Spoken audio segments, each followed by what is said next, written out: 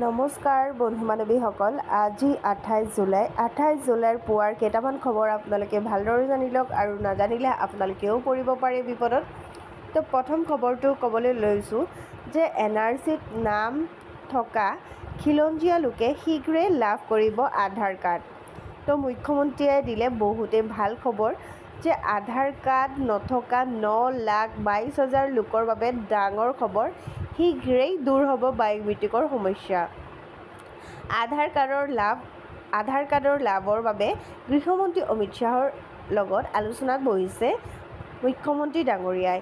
তো আপোনালোকৰ যদি NRC বায়োমেট্ৰিক লাগিছে তেতিয়াহ'লে আপোনালোকৰ বাবে বহুতেই ভাল খবৰ যে এতিয়া আপোনালোকৰ বায়োমেট্ৰিকৰ সমস্যা অতি সোনকালে দূৰ হ'ব। 2 নম্বৰ খবৰটো ক'বলৈ লৈছোঁ যে ৰাজ্যত কৃষকসকলৰ বাবে ডাঙৰ খবৰ, মানে বহুতেই ভাল খবৰ আহিছে যে বানপানীত খেতি নষ্ট হোৱা কৃষকে লাভ কৰিব ক্ষতিপূৰণ। মানে প্ৰতিগৰাকী কৃষকে কি কৰিব পাৰিব যে নষ্ট হোৱা ফচলৰ ক্ষতিপূৰণ লাভ কৰিব। তো আপোনালোকে কি কৰিব, আপোনালোকে প্ৰথমতে 14447ত ফোন কৰি আপোনালোকে কি কৰিব, ফচল বীমা যোজনাটো আপোনালোকে এপ্লাই কৰক। তেতিয়াহ'লে আপোনালোকৰ কি হ'ব, আপোনালোকে এই কৃষকসকলে যিসকলে খেতি নষ্ট হৈছিলে বানপানীত, তো আপোনালোকে সোনকালে এইখিনি লাভ কৰিব। মানে ফচল বীমা যোজনাটো এপ্লাই কৰিলেহে আপোনালোকে এই ক্ষতিপূৰণখিনি আপোনালোকে লাভ কৰিব। তো আপোনালোকৰ নেক্সট খবৰটো ক'বলৈ লৈছোঁ যে আয়ুষ্মান থকা সকলৰ বাবে ধৰক বেয়া খবৰেই দিবলৈ লৈছোঁ। যদি আপোনালোকৰ আয়ুষ্মান কাৰ্ডটো যদি আপোনালোকে প্ৰাইভেট হস্পিটেলত ব্যৱহাৰ এতিয়া কি কৰিব নোৱাৰিব।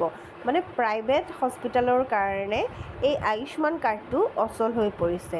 তো আপোনালোকৰ কি হ'ব, যদি আপোনালোকে চৰকাৰী হস্পিটেলত যায় আপোনালোকৰ আয়ুষ্মান কাৰ্ডটো কামত দিব। আৰু নেক্সট খবৰটো ক'বলৈ লৈছোঁ যে আপোনালোকৰ যদি ৰেচন কাৰ্ড আছে তেতিয়াহ'লে আপোনালোকৰ বাবে বহুতেই ভাল খবৰ। ৰেচন কাৰ্ড থকা সকলোৱে লাভ কৰিব 5 কেজিতকৈ অধিক চাউল। মানে আগতে এতিয়া যিখিনি পাই আছিলে 5 কেজি চাউল, তাৰপিছত কি হ'ব, কেইদিনমান পিছতে কি হ'ব, 5 কেজিতকৈ অধিক চাউল লাভ কৰিব। আশা কৰোঁ মোৰ ভিডিঅ'ৰ গোটেইখিনি কথা বুজি পাইছে। মোৰ ভিডিঅ'টো ভাল লাগিলে লাইক, কমেণ্ট, শ্বেয়াৰ কৰিব, চেনেলটো ছাবস্ক্ৰাইব কৰিব। ধন্যবাদ।